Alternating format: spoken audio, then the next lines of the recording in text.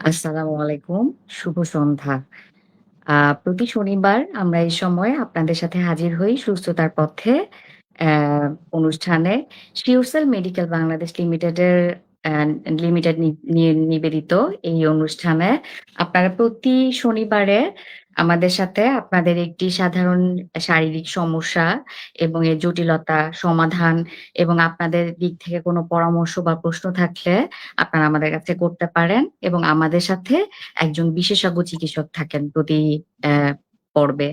তো আজকে আমাদের পর্বে অ্যাম অ্যা বিষয় হচ্ছে গিয়ে ব্যথা নিরাময় ফিজিওথেরাপি চিকিৎসা এবং আমাদের সাথে আজকে আলোচক হিসেবে আছেন মোহাম্মদ মনিরুজ্জামান খান, ফিজিওথেরাপি ও রিহ্যাবিলিটেশন বিশেষজ্ঞ, consultant SureCell medical Bangladesh limited. আসসালামু সালাম আলাইকুম। শুভেচ্ছা জানাচ্ছি আমাদের এই অনুষ্ঠানে আজকে আপনাকে। তো ওয়ালাইকুম আমাদের আসসালাম। দর্শকরা যারা এখানে কানেক্টেড আছেন তারা আ আমাদের কমেন্ট সেকশনে যেকোনো ধরনের প্রশ্ন বা পরামর্শ করতে পারেন। আ আ আমরা তাৎক্ষণিক সেটা জবাব দিব। আ এবার চলে আসি আলোচনায়। আচ্ছা, আমাদের আজকের বিষয় যেহেতু ব্যথা নিরাময় ফিজিওথেরাপি চিকিৎসা, আমি ১ম এই জানতে চাচ্ছি যে ফিজিওথেরাপি আসলে কি? ধন্যবাদ আপনাকে। আ আপনি অলরেডি আমার পরিচয় দিয়ে দিয়েছেন। আ এর মধ্যে আ ফিজিওথেরাপি কি?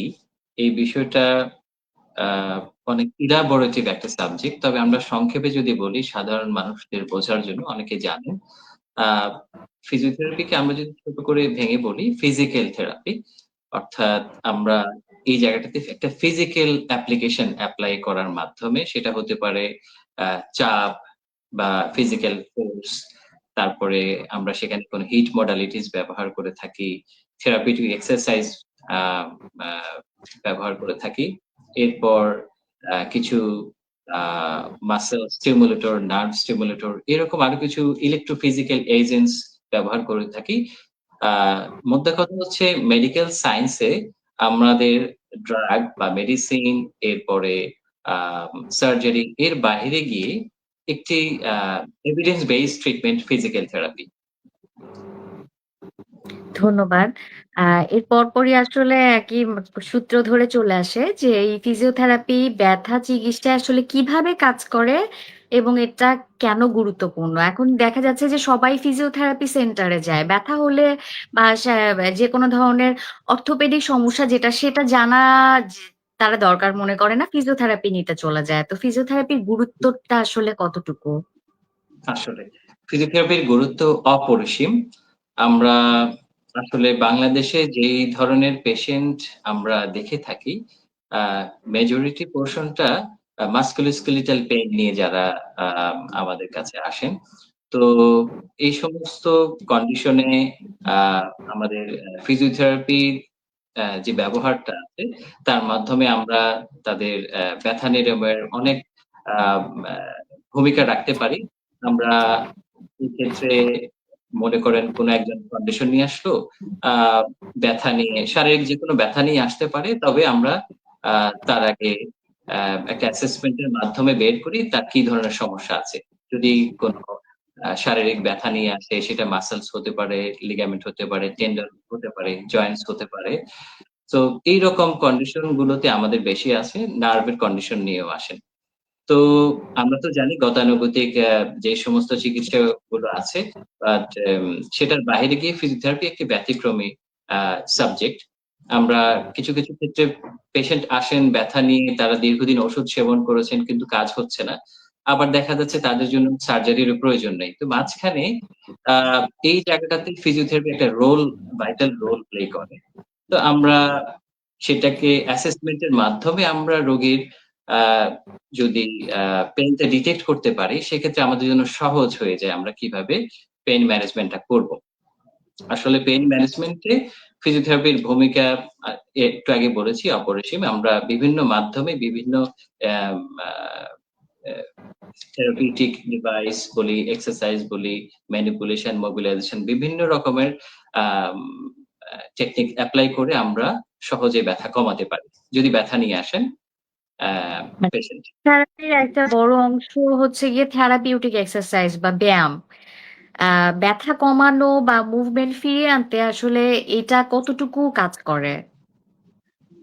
ধন্যবাদ। এটা একটি চমৎকার কোয়েশ্চেন করেছেন। থেরাপিউটিক এক্সারসাইজ এটা আমরা যদি ফিজিওথেরাপির ক্ষেত্রে ভাইটাল রোল প্লে করে।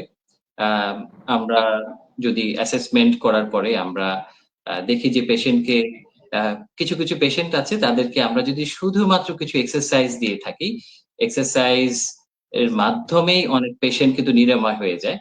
আ তো সেক্ষেত্রে আমরা আসলে থেরাপিউটিক এক্সারসাইজ একটা যেহেতু এভিডেন্স বেসড ট্রিটমেন্টের একটা অংশ। আ আমরা সেটার ডোজ, ফ্রিকোয়েন্সি, তারপর রিপিটেশন কেমন হবে, তারপর কোন বডি পার্টস এর জন্য এপ্লাই হবে, সবকিছু আ অ্যাসেসমেন্ট এর মাধ্যমে আমরা ডোজ ফ্রিকোয়েন্সি গুলা দিয়ে থাকি। এখন লোকমুখে দেখা যাচ্ছে এই একটা প্রবলেম হয়েছে, আপনি এভাবে করেন, ওভাবে করেন। বিভিন্ন জন বিভিন্ন পরামর্শ দিয়ে থাকেন। তবে একজন গ্র্যাজুয়েট ফিজিওথেরাপিস্ট আ পেইন এর আ রূপ দেখে তারপর আম এটার ডিগ্রিটা দেখে তারপর তিনি আ এক্সারসাইজ কিভাবে করবেন সেটার একটা সঠিক একটা পরামর্শ দিতে পারেন। তো সঠিক এক্সারসাইজ করলে যেমন আপনার একটা পেইন কমতে পারে, হিলিং হতে পারে, আমাদের আ জয়েন্টস বলি, মাসলস বলি এগুলার ইমপ্রুভমেন্ট হতে পারে কন্ডিশনের। আবার ঠিক ততটাই হার্মফুল হতে পারে যদি আমরা একটা ভুল এক্সারসাইজ দিয়ে থাকি। সো আমাদের এই বিষয়টাতে ফোকাস করা উচিত সঠিক এক্সারসাইজ রোগী পাচ্ছে কিনা। এই বিষয়ে একটা প্রশ্ন আমি করতে চাচ্ছি যে, এখন সচরাচর দেখা যাচ্ছে যে মানুষ খুব সোশ্যাল মিডিয়া নির্ভর হয়ে গিয়েছে। YouTube বা Facebook এ বিভিন্ন ধরনের লিঙ্কে দেখা যাচ্ছে এখন যে ব্যায়াম শিখাচ্ছে, এক্সারসাইজ শিখাচ্ছে। বিভিন্ন ধরনের অ্যা ভিডিও তারা ফলো করে তারা বাড়িতে ফিজিওথেরাপি নিচ্ছে বা ব্যায়াম করছে। এতে কোনো পরামর্শ ছাড়া, কোনো চিকিৎসকের বা কোনো ফিজিওথেরাপি বিশেষজ্ঞের পরামর্শ ছাড়াই এটা কতটা ঝুঁকির মধ্যে সে পড়তে পারে বা এ ধরনের মানুষদের জন্য আপনার পরামর্শ আসলে কি? ডেফিনিটলি। আপনি আরেকটা সুন্দর কোয়েশ্চেন করেছেন। এখানে বিষয়টা হচ্ছে আমরা YouTube, সোশ্যাল মিডিয়াস গুলা এতটাই এভেইলেবল হয়েছে, আমরা সার্চ দিয়েই বের করে ফেলতে পারি কোমরের ব্যথা, এটার জন্য কি এক্সারসাইজ করা যায়। তারপরে যেকোনো ব্যথাই হতে পারে। আ সার্চ দিলাম সেক্ষেত্রে অনেকেই দেখেন যে খুব চটকদার বিজ্ঞাপনের মাধ্যমে বলছেন যে ২ টি এক্সারসাইজ করলে আপনি ব্যথা থেকে পুরোপুরি মুক্ত হতে পারেন। এই ৩ টি এক্সারসাইজ করলে আপনার সমাধান হয়ে যাবে। সো পেশেন্টরা সার্চ করেন। আসলে দেখা যায় যেমন ধরি আমি একটা যদি উদাহরণ দিই, আ কোমরের ব্যথার একজন পেশেন্ট আসলেন। আ তিনি হয়তো PLID তে ভুগছেন, প্রোলাপস লাম্বার ইন্টারভার্টেব্রাল ডিস্ক। তার ডিস্কটা থেকে ফ্লুইড ম্যাটেরিয়ালটা কিছুটা বের হয়ে গিয়েছে এবং সেটা নার্ভের উপরে চাপ দিচ্ছে। সেখান থেকে পায়ের দিকে ঝিঝি করে, অবশ লাগে, ভার লাগে, এরকমের হতে পারে। আবার একই পেশেন্ট একই সিম্পটম নিয়ে আসলেন, আ দেখা যাচ্ছে উনার PLID হয়নি। তার হয়তো তার ওই যে ভার্টিব্রা আছে সেটা স্লিপ করছে। আমরা স্লিপ ভার্টিব্রা বলে থাকি। সেটা anterior listhesis হতে পারে, retrolisthesis হতে পারে। তো দুটো ক্ষেত্রেই এক্সারসাইজ এর প্যাটার্নটা PLID এর ক্ষেত্রে এবং স্পন্ডাইলোলিসিস এর ক্ষেত্রে ডিফারেন্ট। এই ডিফারেন্ট এক্সারসাইজ আ প্রোটোকল যদি আমরা না বুঝতে পারি, আমি আজকেই একজন পেশেন্টের সাথে কথা বলছিলাম। তিনি আ এই এক্সারসাইজ গুলো বহু বছর ধরেই করছিলেন। কিন্তু উনি সুস্থ হচ্ছিলেন না। পরে যখন আমরা অ্যাসেসমেন্ট করে বের করলাম, উনার জন্য এটা প্রযোজ্য নয়।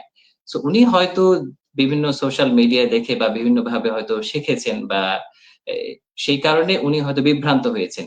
এ কারণে আসলে আ আপনার পেইন এর ধরন বুঝে এক্সারসাইজ অ্যা দিতে হয় প্রেসক্রিপশন এবং ইন্ডিভিজুয়াল প্রেসক্রিপশন হয়। আর একটা জিনিস আমাদের মাথায় রাখতে হবে প্রত্যেকটা মানুষই আলাদা। প্রত্যেকটা মানুষের ব্যথা হয়তো একই হতে পারে। কিছু কমন ক্যারেক্টারিস্টিক থাকবে।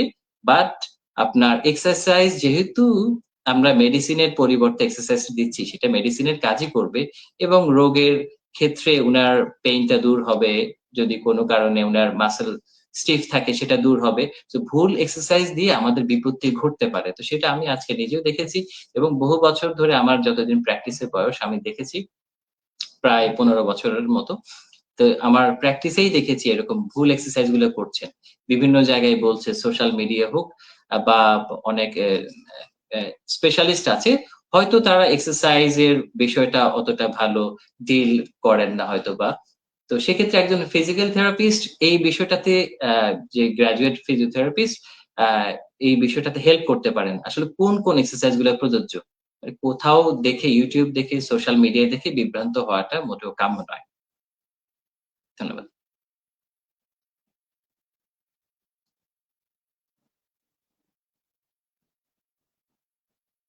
আ দুঃখিত আমি শুনতে পাচ্ছি। সিস্টেম সমস্যার কারণে হয়তো আ ই আমার কথা শোনা যাচ্ছিল না। যাই হোক, একটা চমৎকার ধারণা দিয়েছেন ভুল চিকিৎসা বা ভুল ধারণা নিয়ে।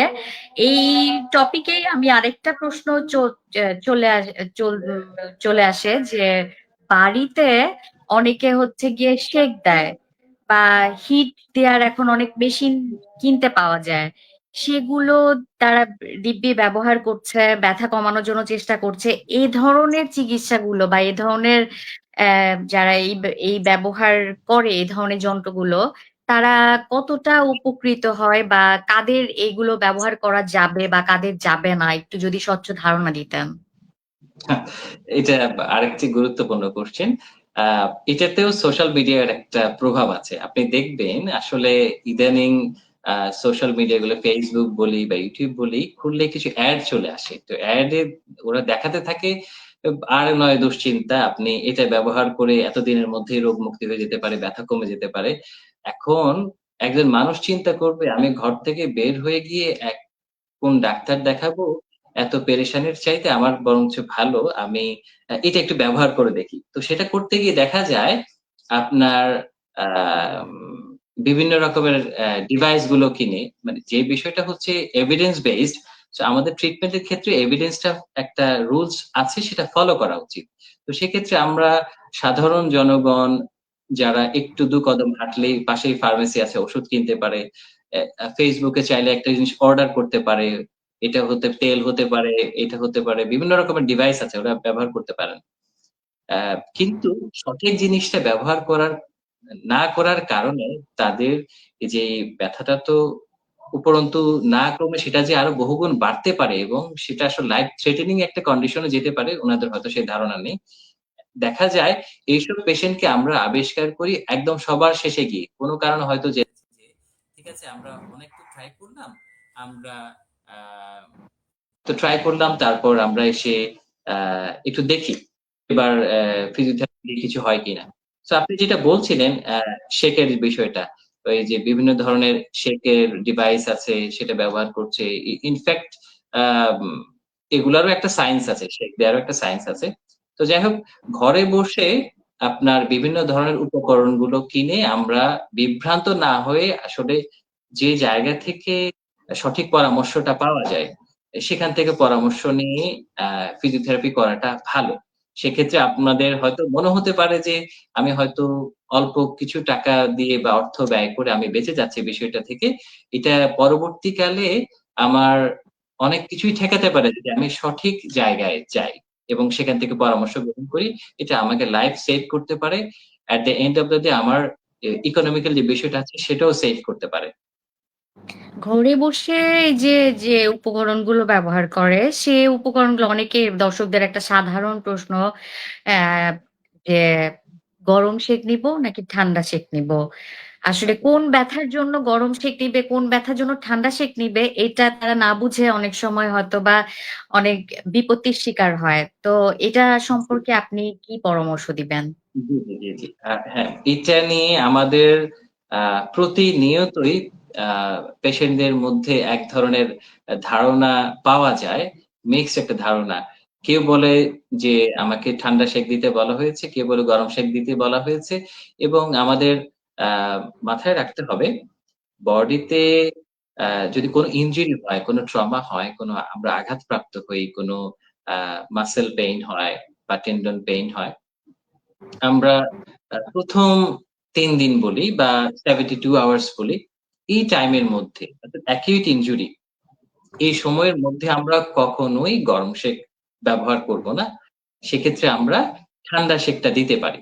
সেটা আ ঠান্ডা পানি বা বরফ সবচাইতে ভালো হয় বরফটা যদি আমরা দিতে পারি, সেটা হচ্ছে অ্যাকিউট ইনজুরি তে এবং উইদিন 3 ডেইজ এর মধ্যে আমরা যখন ইনফ্লামেশনটা হয় সেক্ষেত্রে ইনফ্লামেশনটা কমানোর জন্য আমরা ঠান্ডাটা ব্যবহার করতে পারি। সেটাতে ইনফ্লামেশনটা কমে যায়। একটা সময় গিয়ে হয়তো ব্যথাটা চলেও যায়। তবে বিপত্তি ঘটে আ ওই যে বললাম বিভিন্ন জন বিভিন্ন ধরনের পরামর্শ পায় আপনি তো জানেন। দেখা যাচ্ছে অ্যা অ্যা ঠান্ডা সেঁক নিবো না গরম সেঁক নিবো। একেকজনের একেক রকমের মতামত। দেখা যাচ্ছে অনেক সময় গরম সেঁক নিচ্ছি। তাতে ইনফ্লামেশন তো বাড়লোই না, উপরন্তু আবার নতুন করে একটা ইনজুরি হওয়ার সম্ভাবনা দেখা দেয়। তাতে পেইনটা আরো দীর্ঘস্থায়ী হয়ে যায়। তো সেক্ষেত্রে হুম, আমরা মাথায় রাখবো within 3 ডেইজ অর্থাৎ অ্যাকিউট কন্ডিশন আমরা কখনোই গরম ব্যবহার করব না। ধন্যবাদ। আ আসলে বাসায় বসে অ্যা রোগীরা বা রোগী বলবো না, বাসায় বসে সাধারণ জনগণ যে ধরনের সমস্যায় ভুগে তাদের নিজেদের ভুল ধারণা থেকে এইটার মোটামুটি একটা স্বচ্ছ ধারণা আপনি দিয়ে দিয়েছেন। আশা করি এ ব্যাপারে দর্শকদের কোনো প্রশ্ন থাকবে না। এখনো কোনো প্রশ্ন আসেনি। আচ্ছা, এরপরে আসি স্পোর্টস ইনজুরি সংক্রান্ত কিছু কথা। মাসকুলোস্কেলিটাল পেইন এবং স্পোর্টস ইনজুরি এই ধরনের ব্যথার ক্ষেত্রে ফিজিওথেরাপির ভূমিকা কতটুকু? বা ফিজিওথেরাপি দিলে এটা কতটুকু উপকার পাবে বা এর যদি কোনো উদাহরণ দিতেন বাস্তব অভিজ্ঞতা থেকে? আচ্ছা। জি, আমরা আসলে যে ধরনের পেশেন্ট রেগুলারলি দেখি বাংলাদেশের ক্ষেত্রে মাসকুলোস্কেলেটাল ফিজিওথেরাপি এবং স্পোর্টস ইনজুরি রিহ্যাবিলিটেশন এই ২ টা সেক্টর বেশ ভালোই ডেভেলপ করেছে। কারণ আমাদের ক্রীড়াঙ্গনে বিশেষ করে আমরা ক্রিকেটে ভালো একটা অবস্থায় গিয়েছি, ফুটবলে একটা ভালো অবস্থায় গিয়েছি। তো যেহেতু স্পোর্টস অনেক এক্টিভিটিস হচ্ছে সেক্ষেত্রে ইনজুরিরও একটা বিষয় আছে। স্পোর্টস ইনজুরির বিষয়টা চলে আসে। এটা একটা মাসকুলোস্কেলেটাল কন্ডিশন। তাছাড়া আমাদের যে অ্যাক্টিভ লাইফ, সেডেন্টারি লাইফস্টাইল আমরা অফিসে ওয়ার্কাররা আছি। আ আমাদের চলাফেরা, ওঠা বসায় বিভিন্ন ধরনের মাসকুলোস্কেলেটাল পেইন এও আমরা আক্রান্ত হচ্ছি। এক্ষেত্রে আপনি ১ম এ স্পোর্টস ইনজুরির কথা বলছিলেন। তো সেই বিষয়টা নিয়েই আসি। আমাদের যেহেতু আ স্পোর্টস অঙ্গনে এখন গভর্নমেন্টের একটা ফোকাস আছে। তো আ খেলাধুলাও হচ্ছে বেশ এবং প্রতিনিয়তই যারা খেলছেন আমরা দেখব যে খেলতে গিয়ে বিভিন্ন ধরনের আমরা আঘাতপ্রাপ্ত হচ্ছি। তাছাড়া অ্যাম ইন্টারেস্টিংলি আরেকটা বিষয় বলে রাখি, এখন তো শীতকাল চলছে। এই যে আপনার কিছুদিন পরে ব্যাডমিন্টনের কোর্ট বানানো শুরু হবে। আমরা অনেকেই ব্যাডমিন্টন খেলবে। তো এই যে খেলতে গিয়ে আমরা বিভিন্ন ধরনের আঘাত পেয়ে থাকি। তো আঘাত হলে আঘাতের ধরন দেখে আমাদের ট্রিটমেন্ট প্ল্যানটা করতে হয়। মনে করেন আম আপনার যারা স্পোর্টস এক্টিভিটিস এ জড়িত, তারা হয়তো রানিং করতে হচ্ছে, তাদেরকে জাম্পিং করতে হচ্ছে, তাদেরকে আ ভিগোরাস এক্টিভিটিস এর মধ্যে যেতে হয়। সেটার কারণে মাসল স্ট্রেইন হয়, স্প্রেইন হয় লিগামেন্টে। তারপর বিভিন্ন ধরনের টেন্ডন ইনজুরি হয়, লিগামেন্ট ইনজুরি হয়। আ আপনার এই ধরনের কেসে ফিজিওথেরাপির রোলটা কিন্তু ব্যাপক। এখানে ২ টো আ বিষয় আমরা মাথায় রাখি। যখন একজন পেশেন্ট বা একজন খেলোয়াড় যখন ইনজুরড হন, তো সেক্ষেত্রে তার প্রাথমিক অ্যাসেসমেন্ট এর পরে যদি আমরা দেখতে পাই এটা কোন আ স্ট্রেইন হয়েছে অথবা স্প্রেইন হয়েছে, লিগামেন্ট ইনজুরি অথবা মাসল এ কোন সমস্যা হয়েছে, সেটা অনুযায়ী আমরা প্রাথমিক অবস্থায় কিউরেটিভ ফিজিওথেরাপি যে রোলটা অর্থাৎ ব্যথাটা যে কারণে এসেছে ব্যথাটা সেরে যায়। সেটার জন্য আমরা কিউরেটিভ ফিজিওথেরাপিটা ফলো করি। এর পরবর্তীকালে যখন ব্যথাটা চলে যায়, মোটামুটি ৭ দিন, ১৪ দিন, কারো ২১ দিনও লাগতে পারে ৩ সপ্তাহ। পেইনটা যখন চলে যায় তখন আমরা রিহ্যাবিলিটেটিভ প্রসিডিউর টা এপ্লাই করি। অর্থাৎ তিনি যাতে তার স্পোর্টস লাইফ এ ফিরে যেতে পারেন, সেক্ষেত্রে আমাদের একটা রিহ্যাবিলিটেশন একটা আম আ বিষয় আছে। সেটা হতে পারে কারো ক্ষেত্রে 12 উইকস হতে পারে, কারো ক্ষেত্রে আরো বেশিও হতে পারে। তো আমরা সেই রিহ্যাবিলিটেশন প্রসিডিউর এর মধ্যে আপনার আ কিছু এক্সারসাইজ বেসড ট্রিটমেন্ট আছে, কিছু আপনার মডালিটিস আমরা ব্যবহার করছি। আ এরপরে একটা পর্যায়ে গিয়ে তিনি মাঠ পর্যন্ত গড়াতে পারেন। আর যেটা কিউরেটিভ পার্টটা, এই পার্ট গুলাতে আমরা আসলে এখন বাংলাদেশ বলা যায় বাংলাদেশের ফিজিওথেরাপির একটা বেশ আ আ ভালোই আম আ ব্যবস্থা হয়েছে। বিশেষ করে আপনার ঢাকা শহর কেন্দ্রিক আ যে সমস্ত হাসপাতালগুলো গড়ে উঠেছে সেখানে ইন্টারন্যাশনাল স্ট্যান্ডার্ড অনেক ট্রিটমেন্ট চলে এসছে।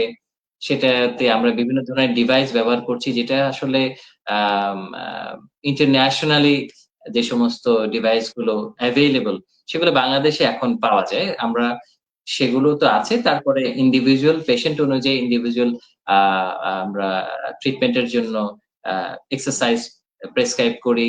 তারপর রিহ্যাবিলিটেশন প্রেসক্রাইব করি। সেই অনুযায়ী তাদেরকে ট্রিটমেন্ট করানো হয় এবং একটা সময় তারা ভালো হয়ে যান। এটা একটু সময়টা অনেক লম্বা লাগে তো সে কারণে একটু আ ধৈর্য ধরে থাকতে হয়। সো যেহেতু স্পোর্টস ইনজুরি অনেক ফাস্ট মুভিং একটা গেম, সেক্ষেত্রে রিহ্যাবিলিটেশন করা ছাড়া ওই গেমে পৌঁছানো যায় না।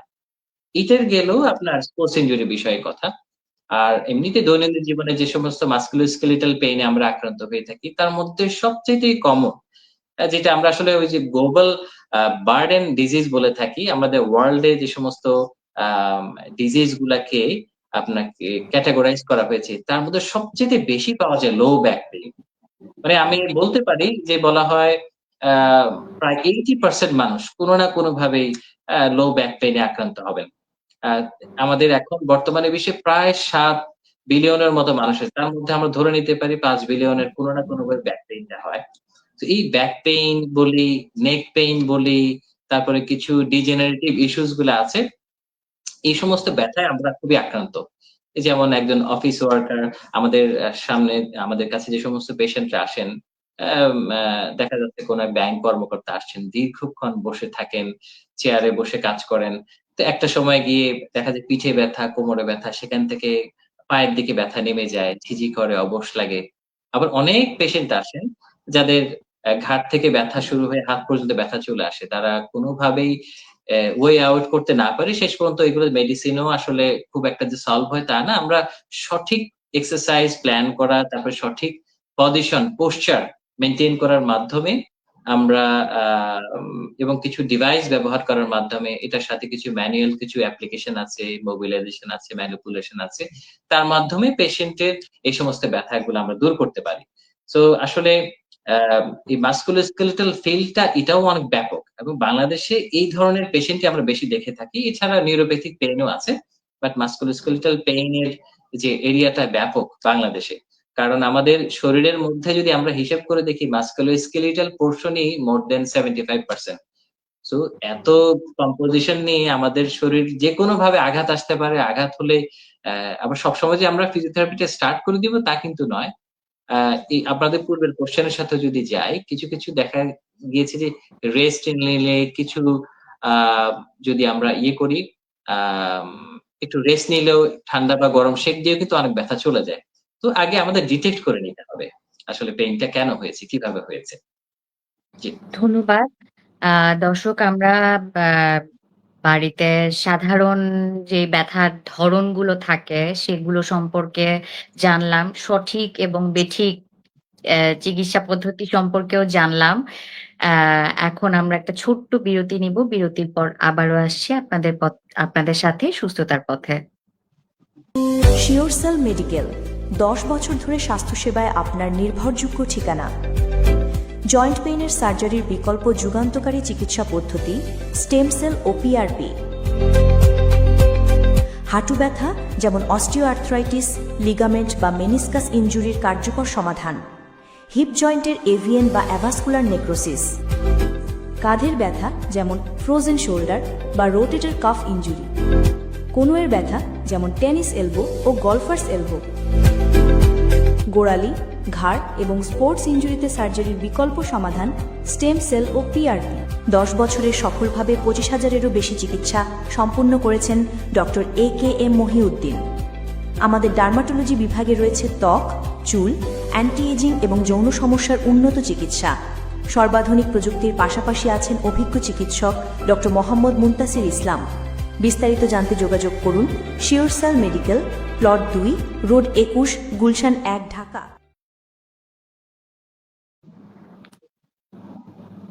স্বাগতম। আমরা আবারও ফিরে এসেছি। আমরা খুবই গুরুত্বপূর্ণ একটা আলোচনায় ছিলাম। এখন আমরা একটু অন্য আম ধাঁচে যাই। সেটা হচ্ছে একটা ফিজিওথেরাপির একটা কমন টার্ম। এটা অনেকে জানে, অনেকে জানে না যে আ ট্রিগার পয়েন্ট ড্রাই নিডলিং। এই টার্মটা অনেকে ব্যবহার করে থাকে। এইটা আসলে কি? কিভাবে কাজ করে? বা এটা ব্যথা নিরাময়ে অ্যা কতটুকু উপকার পায় রোগীরা? আ এবং এটার কোনো সাইড ইফেক্ট আছে কিনা? বা এটা সম্পর্কে আপনি রোগীদের জন্য কি পরামর্শ দিতে চান? একটা বিস্তারিত ধারণা যদি দিতেন। জি, ধন্যবাদ। আহ ট্রিগার পয়েন্ট ড্রাই নিডলিং এই শব্দের মাঝেই আমাদের নিহিত আছে আমরা আসলে কিভাবে ট্রিটমেন্টটা করি বা কি দিয়ে ট্রিটমেন্টটা করি। এটা জাস্ট ড্রাই নিডল। অর্থাৎ আমরা যে সমস্ত ইনজেক্টেবল ট্রিটমেন্টটা ব্যবহার করি তার মাধ্যমে আমরা কোনো মেডিসিন বা কোনো মেডিসিন যদি আমরা কোনো জায়গাতে দিয়ে থাকি, শোল্ডারে হোক, কোনো আ মাসলস হোক বা কোনো একটা অংশে, সেটা ওয়েট নিডলিং হয়। আর ড্রাইতে কোনো ধরনের মেডিসিনের কোনো ব্যবহার থাকে না। সো যেহেতু মেডিসিনের কোনো ব্যবহার নেই, সেই জায়গায় আসলে সাইড ইফেক্ট এর কোনো বিষয় নেই। তো এর মাঝে আসে আসলে ট্রিগার পয়েন্ট ড্রাই নিডলিং টা আমরা আসলে কাদের ক্ষেত্রে করে থাকি? এটা হচ্ছে গুরুত্বপূর্ণ একটা কোয়েশ্চেন। আমরা মাসকুলোস্কেলেটাল পেইন নিয়ে একটু আগে কথা বলছিলাম যে বাংলাদেশের দেখা যাচ্ছে শুধু বাংলাদেশ না, গ্লোবালি আমাদের জনসংখ্যার একটা মেজরিটি পোরশন এর কোনো না কোনোভাবে মাসকুলোস্কেলেটাল পেইন এ আক্রান্ত। সেটা যেমন আপনার সেটা কোমর ব্যথা হতে পারে, ঘাড় ব্যথা হতে পারে, অন্যান্য মাসল ইনজুরি হতে পারে। আর আমাদের ডে টু ডে লাইফ এ যেমন মনে করেন কেউ একজন ঘুম থেকে উঠে আসলো, হঠাৎ করে দেখলেন যে তার ঘাড়টা লক হয়ে গিয়েছে। ঘাটটা ডানাও যায় না, বাঁও যায় না এমন একটা অবস্থা।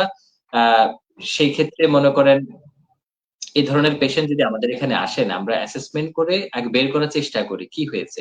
সো মেজরিটি টাইমে দেখা যাচ্ছে কোন কারণে মাসল আপনার টিয়ার হয়েছে অথবা মাসলে কোনো ইনজুরি হয়েছে অথবা মাসল স্পাজম হয়েছে। সে কারণে।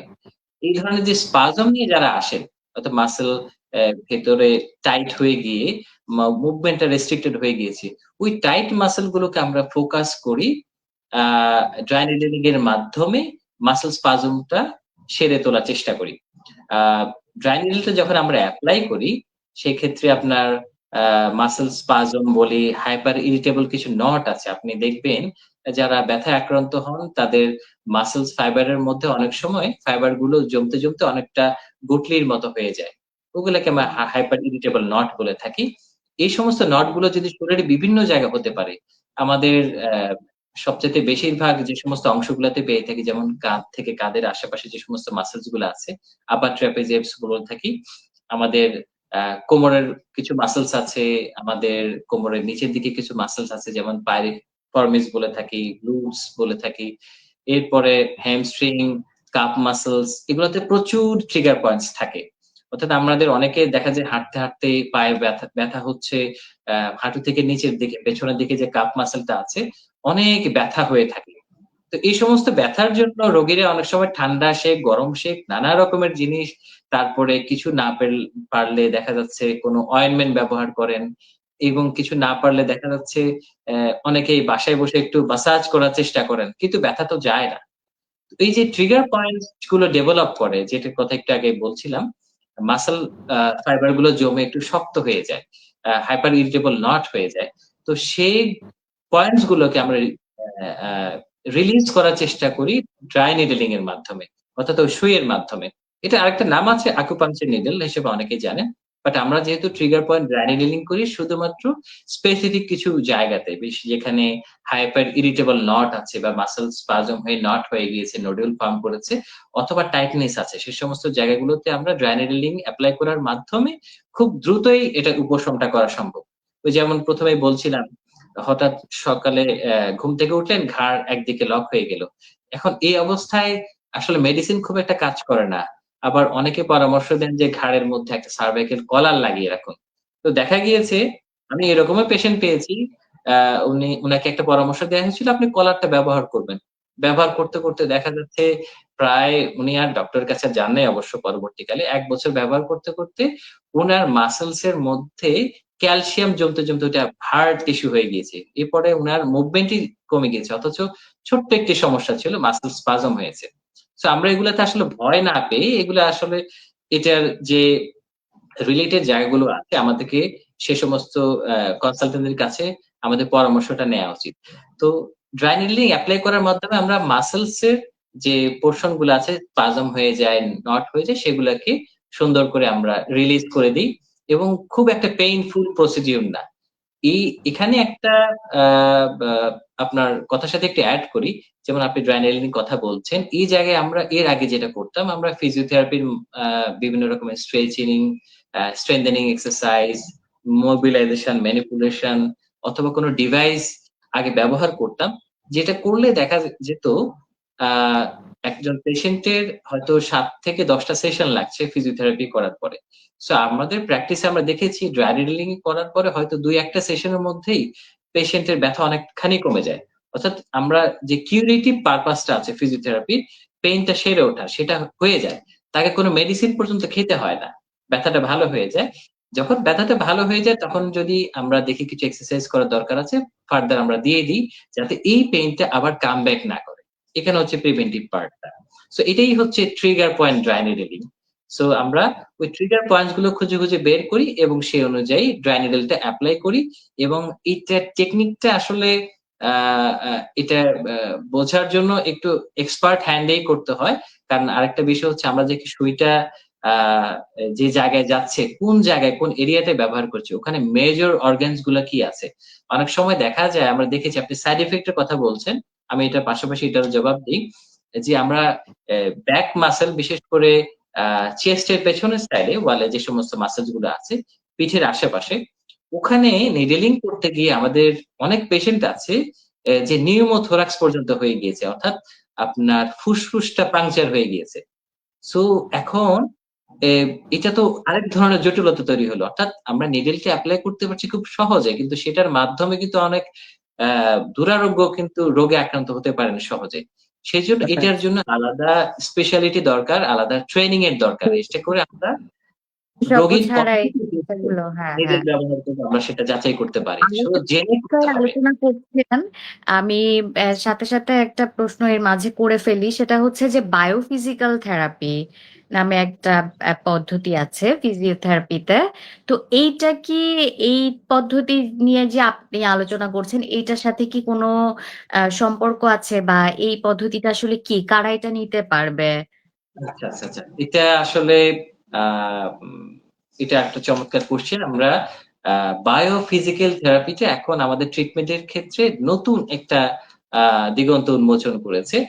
এটা আমি সংক্ষেপে যদি বলে রাখি, বায়ো পিটি অথবা বায়োফিজিক্যাল থেরাপি, এটা আমরা বিভিন্ন ফ্রিকোয়েন্সি এপ্লাই করার মাধ্যমে শরীরের মধ্যে যে সমস্ত আ আ ডিজিজ আছে, আমরা আমাদের বডি পার্টস অনুযায়ী আমাদের আল্লাহ তাআলা আমাদের যেভাবে তৈরি করেছেন, প্রত্যেকটা পার্টস এর জন্য আলাদা, আলাদা ফ্রিকোয়েন্সি নির্ধারণ করা আছে। আমাদের মাসলস এর জন্য আলাদা ফ্রিকোয়েন্সি, আমাদের জয়েন্টস, আমাদের আ আ যেমন লিগামেন্ট এর জন্য, টেন্ডন এর জন্য, নার্ভ এর জন্য, সবকিছুর জন্য ফ্রিকোয়েন্সি আল্লাহ তাআলা আলাদাই করে দিয়েছেন।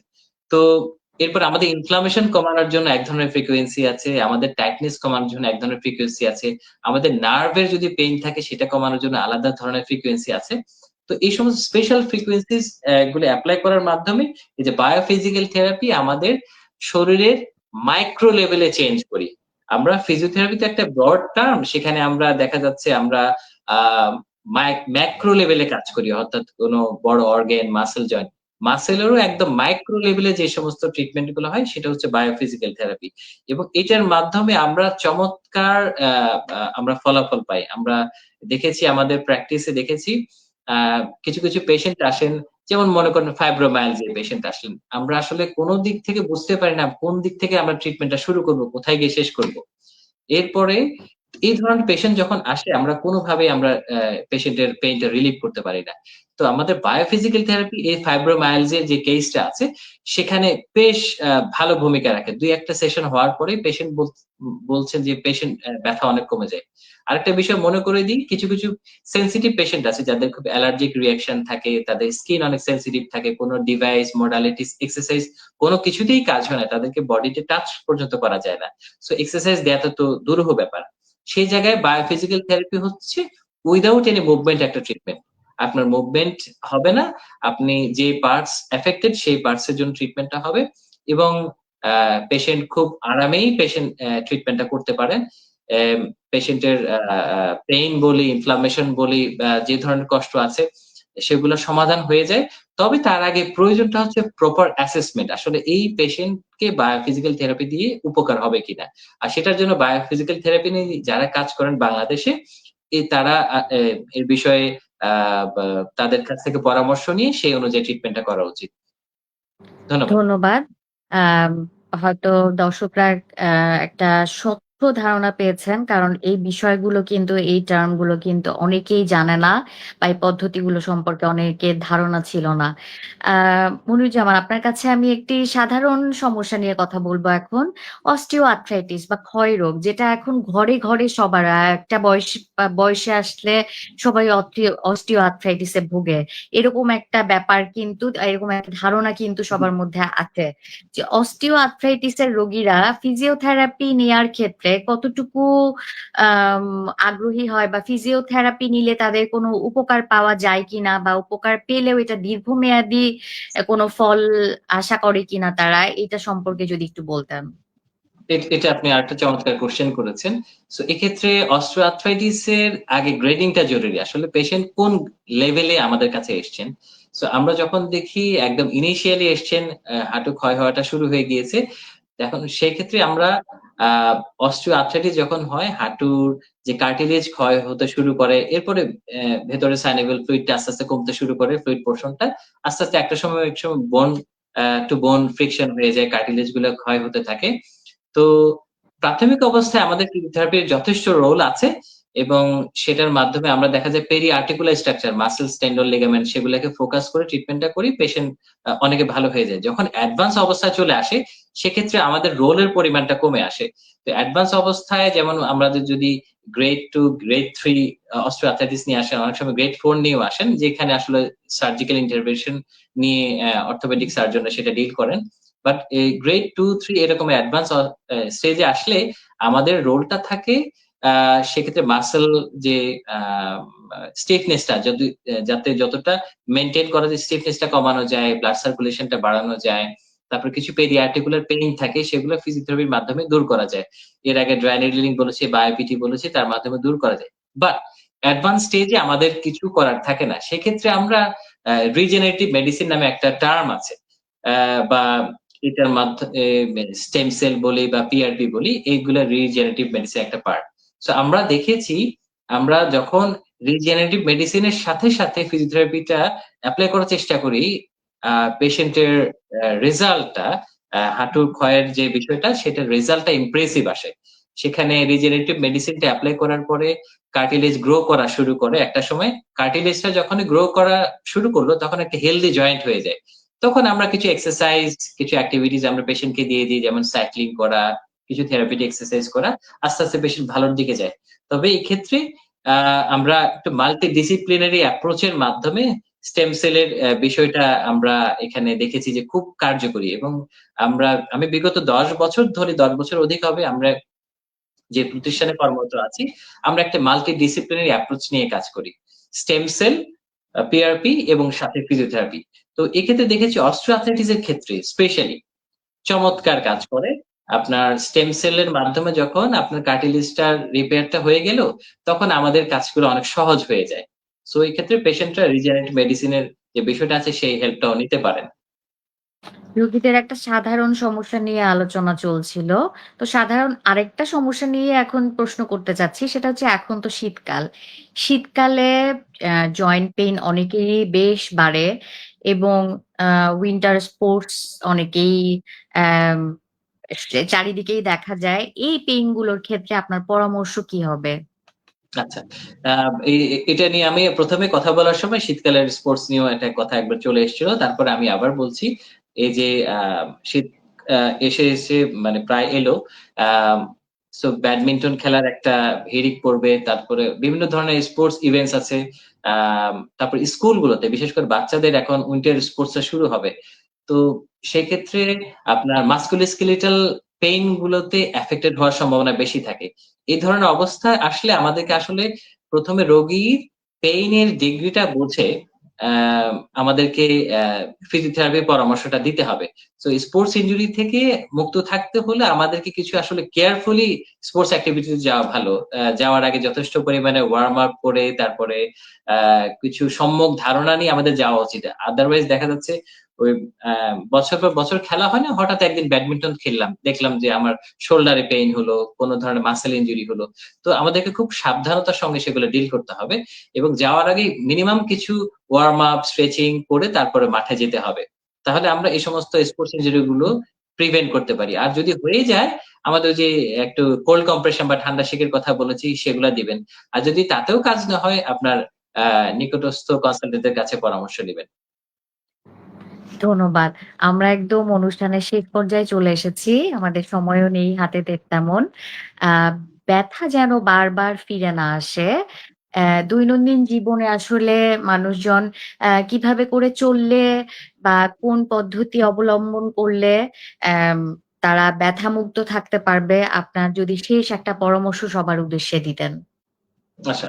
আ যেহেতু ১ম এ একটা বলেছিলাম, আমাদের শরীরের মেজর অংশগুলোতে মাসকুলোস্কেলেটাল সিস্টেম। সো আমরা যেকোনোভাবে আঘাতপ্রাপ্ত হতে পারি। আমাদের আ সাবধানতা অবলম্বন করতে হবে আমাদের চলার পথে। তারপরে আমাদের এখন যেহেতু শীতকাল চলছে, তো শীতকালে যে সমস্ত এক্টিভিটিস করলে আমাদের ব্যথা বেড়ে যায় সেগুলোতে এভয়েড করে চলতে হবে সাবধানতার সঙ্গে।